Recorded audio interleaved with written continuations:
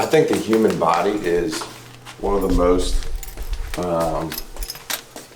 sort of under-researched things. We've done a lot of research, don't get me wrong, but like, do we really know what cholesterol does for the body? Do we really know what the difference between, you know, a higher potassium, a lower potassium? What is magnesium doing for the body? Like, all this stuff, I feel like we don't know shit about. We're just taking a gander and a guess.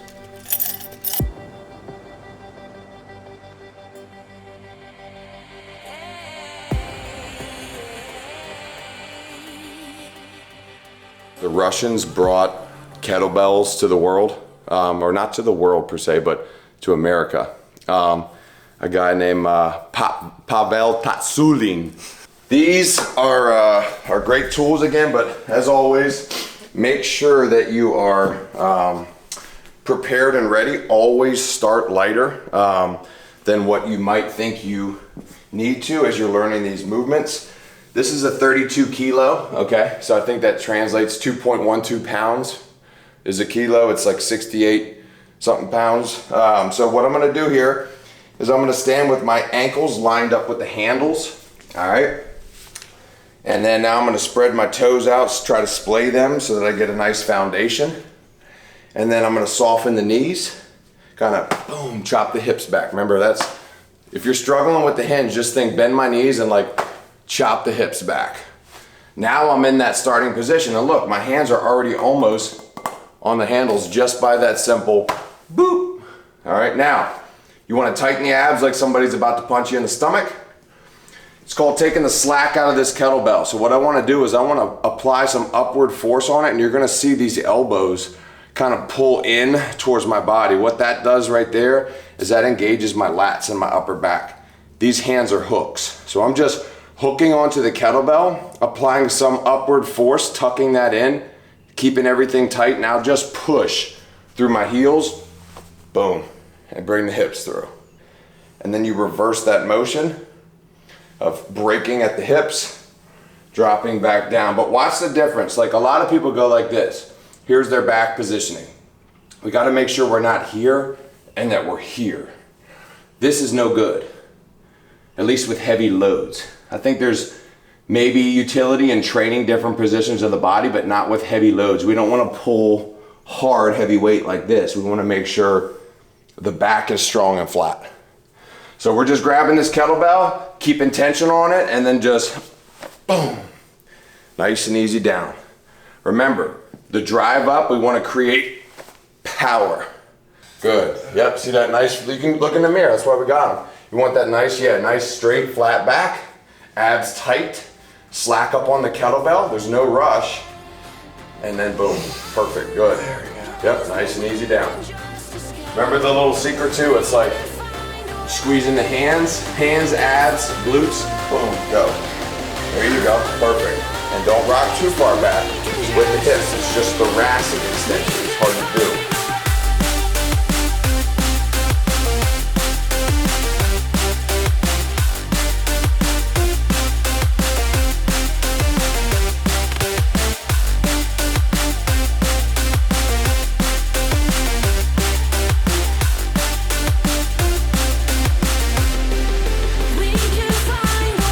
Pressing the ground away with your feet and bringing these hips through. Look at that. Boom, hips come through. That's awesome.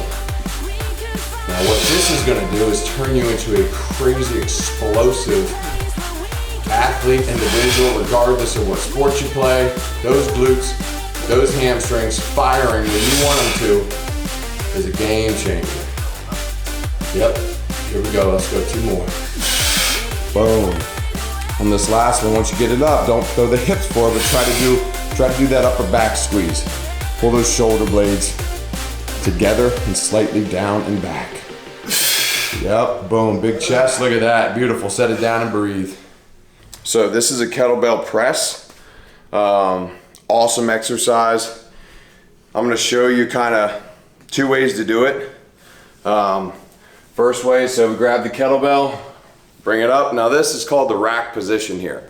Okay, so it's kind of sitting in a little nest that I have. And I'm trying to kind of get this elbow down. It's not out here like this, like the chicken wing out. You bring that elbow in, and then once again, I'm trying to have a nice, strong, equal shoulder. So from here, watch this. We're gonna kind of do a 4-part movement.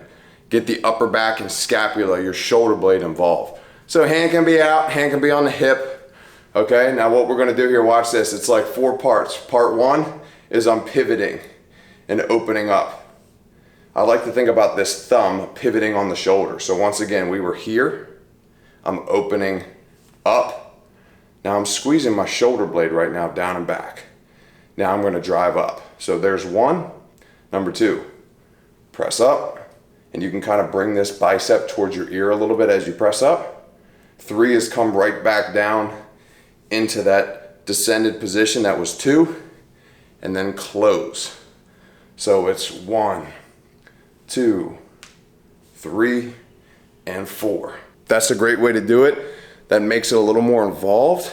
But now we can go ahead and just drive from here straight up. So we're just going boom.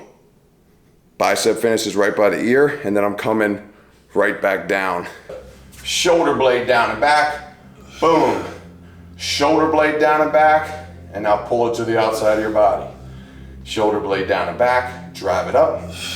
Good, shoulder blade down and back, drive it up. Arm out, get your balance there. There you go, abs tight, bam, throw that everywhere. There you go, now nice and easy, coming back down. There you go, good, tucked in, good. Abs tight, lats engaged, 2 more. Drive. There you go. Nice and easy, coming back down. Good job, 1 more. Everything's tight, drive. Beautiful.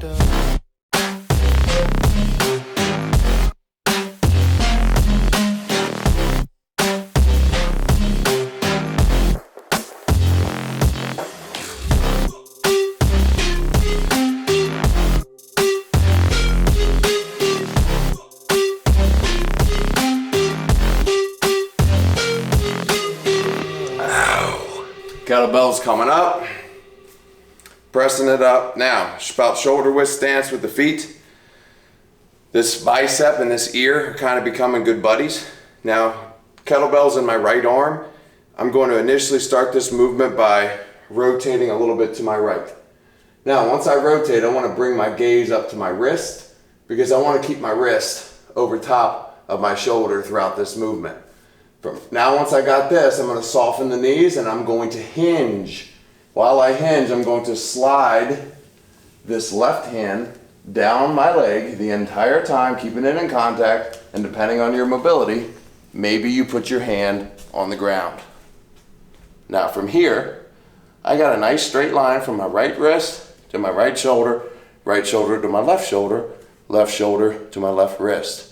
Now I'm going to tighten up my core, I'm going to punch my knuckles up to the ceiling, and I'm going to, boom, drive all the way back around to start.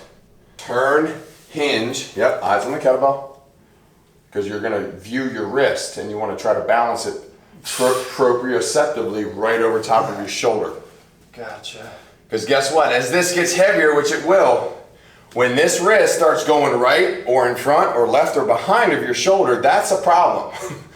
Because you're gonna really have to work hard. I'm feeling that.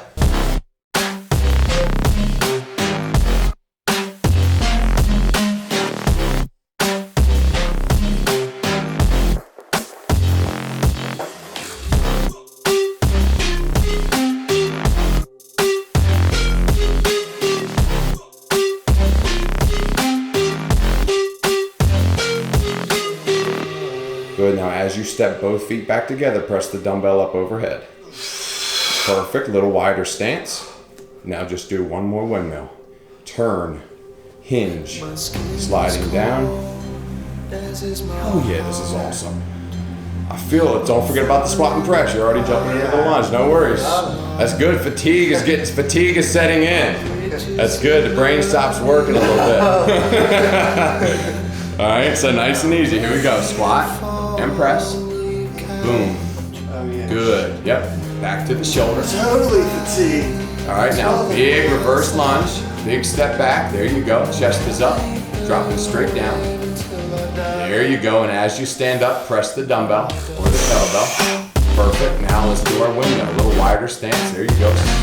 Turning, hinging, sliding down, touching the ground, punching up. Perfect. Go. Start easy, start simple, start creating a little bit of a opportunity to better your life. But all these movements, probably minus, the windmill and stuff like that, almost any fitness level, we can start like right now doing them.